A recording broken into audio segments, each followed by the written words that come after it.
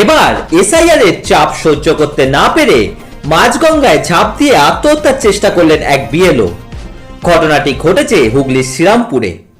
জানা গেছে মোহাম্মদ কায়ামউদ্দিন নামে ওই ব্যক্তি টিটাগড়ের বাসিন্দা এবং কাছড়াপাড়ার একটি স্কুলের ভারপ্রাপ্ত প্রধান শিক্ষক। তিনি বুথ লেভেল অফিসার হিসাবে এসআইআর এর কাজ করছিলেন। তার দায়িত্বে থাকা বুথে মোট 1245 জন ভোটার রয়েছে। আজ বেলা 11:30 নাগাদ শ্রীরামপুর ফেরিঘাট থেকে যাত্রী বোঝাই একটি লঞ্চ ব্যারাকপুরের উদ্দেশ্যে রওনা দেয়। সেই সময় হঠাৎই মাঝগঙ্গায় লঞ্চ থেকে ঝাঁপ দেন এক যাত্রী। লঞ্চ কর্মীরা দ্রুত তৎপর হয়ে তাকে উদ্ধার করেন। পরে জিজ্ঞাসাবাদে জানা যায় উদ্ধার হওয়া ব্যক্তি মোহাম্মদ কায়ামউদ্দিন। প্রত্যক্ষদর্শীদের দাবি এসআইআর এর কাজের চাপ সামলাতে না পেরে তিনি এই চরম সিদ্ধান্ত নেন। লঞ্চে তার এসআইআর সংক্রান্ত নথিপত্র ভর্তি ব্যাগ ও মোবাইল ফোন পড়েছিল। উদ্ধারের পর খবর দেওয়া হয় শ্রীরামপুর থানার পুলিশকে। পুলিশ এসে তাকে উদ্ধার করে হাসপাতালে ভর্তি করে। পরিবারকেও খবর দেওয়া হয়। মোহাম্মদ কায়ামউদ্দিনের দাবি ডিজিটালাইজেশন সংক্রান্ত কাজে তিনি ততটা দক্ষ নন। নির্বাচন কমিশনের আধিকারিকদের বিষয়টি জানালেও সমস্যার সমাধান হয়নি। দিনের পর দিন এসআইআর এর কাজ করতে গিয়ে তিনি মানসিক চাপে ভুগছিলেন বলেও অভিযোগ। এই ঘটনায় রাজনৈতিক প্রতিক্রিয়াও সামনে এসেছে। শ্রীরামপুর পুরসভার 7 নম্বর ওয়ার্ডের কাউন্সিলর ও শহর তৃণমূল কংগ্রেসের সভাপতি সন্তোষ কুমার সিং অভিযোগ করেছেন, তাড়াহুড়ো করে এসআইআর করতে গিয়ে নির্বাচন কমিশন মানুষকে হয়রানি করছে। তার দাবি বহু ভোটারের ম্যাপিং হয়ে থাকা সত্ত্বেও শুনানিতে ডাকা হয়েছে। মানসিক অবসাদের জেরে এই আত্মহত্যার চেষ্টা বলে তিনি মন্তব্য করেন এবং এর দায় বিজেপির বলে দাবি তোলেন। ঘটনাকে ঘিরে এলাকায় চাঞ্চল্য ছড়িয়েছে। পুলিশ ঘটনার পূর্ণাঙ্গ তদন্ত শুরু করেছে।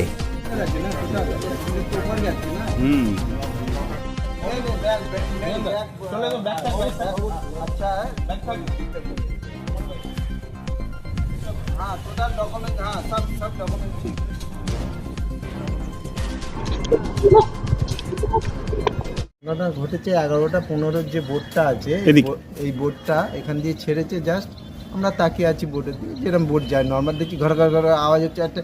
আমরা বোটের আওয়াজ যদি পাল্টে যায় বুঝে যায় যে কোনো কিছু ব্যাপার আছে। যখনই তাকিয়ে দেখি একজন গঙ্গায় ঝাঁপ মেরেছে।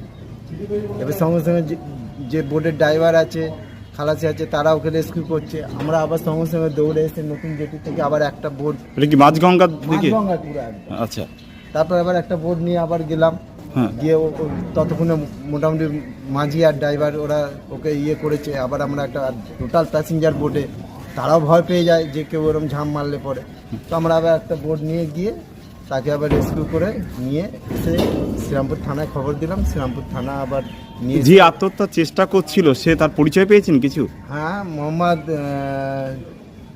কায়ামউদ্দিন বলে নাম ওনার। কি মানে সে এমনি কি? উনি কাজরাপাড়া স্কুলের টিচার ইনচার্জ, মানে বিএলও। এসআইআর যে আছে উনি কি বিএলও? উনি বিএলও।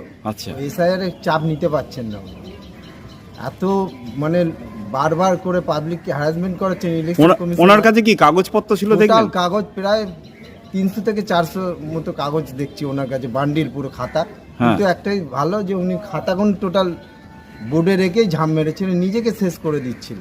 কিন্তু কাগজপত্র লোকের মানে এত লোককে হ্যারাস করছে, উনি আর চাপ নিতে পারছেন না, সেই জন্য উনি নিজেকে শেষ করে দিতে চাইছেন। পুলিশ এলো? পুলিশ এলো, এসে ওনাকে আবার মেডিকেলের জন্য শ্রীরামপুর হাসপাতালে নিয়ে গেল। দেখুন, প্রথম দিন দিয়ে এই যে বিএলও যেটা ঝাঁপ দেওয়ার পর যাকে বাঁচানো হলো, সে বলছিল যে আমি মোবাইলটা তো সরবরাহ নয়, তাও জোর করে তাকে দেওয়া হয়েছে। এবং তার বক্তব্য অনুযায়ী যে বহু লোকের ম্যাপিং হয়ে গেছে, তাও জোর করে ইলেকশন কমিশন সুকজ তাদের দিতে বলছে। এইসব নিয়ে ও খুব মানসিক চাপে পড়ে আজকে গঙ্গায় ঝাঁপ দিয়েছে। এবং যারা বোট চালায় বা করে তাদেরকে বাঁচিয়েছে। বর্তমানে ওয়ালস হসপিটাল থেকে শ্রীরামপুর থানা এখানে আছে। এটা দুর্ভাগ্যজনক যে ইলেকশন কমিশনকে বারংবার রাজ্য সরকার বোঝাচ্ছে, কিন্তু উনি বুঝছেন না। খালি বিজেপির কথা, যে বিজেপির পাশে থাকতে হবে, এটা সবাই বুঝতে পারছে যে এইভাবে হয় না, কোনো না কোনো সাবস্টিটিউট ব্যবস্থা তো থাকতে হবে, সুবিধে অসুবিধে মানুষের থাকতেই পারে, সেটা দেখা হচ্ছে না বিজেপির চাপে।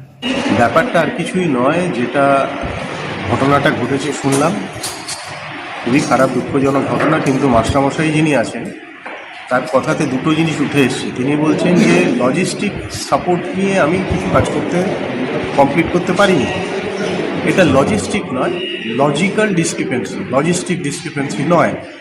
তো এই ধরনের ভুল একজন হেডমাস্টারমশাই করছেন মানে শিক্ষার মান আমাদের কোথায়, সেটার জন্য মমতা বন্দ্যোপাধ্যায় সরকারই দায়ী।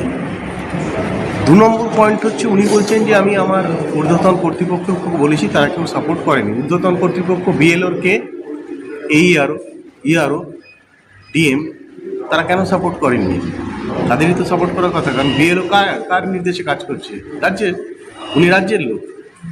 তো রাজ্য যদি এই ধরনের মানুষকে দেয়, তারা তো স্বাভাবিকভাবেই এই প্রবলেমটা তার মধ্যে আসবে, ইনসিকিউরিটিটা তার মধ্যে আসবে, যে আমি টেকনিক্যালি সাউন্ড নই। এই টেকনিক্যালি সাউন্ড না হওয়ার কারণও তো হচ্ছে এই শিক্ষার এই ব্যবস্থা, সেটার জন্য তো রাজ্য সরকার দায়ী। সুতরাং এটা পুরোটাই রাজ্য সরকার এর জন্য দায়ী। অনেককে ভয় দেখিয়ে, অনেককে চাপে ফেলে এটা করছে, সেই চাপ ওনারা সহ্য করতে পারলেন না, যার জন্য এই দুঃখজনক ঘটনা।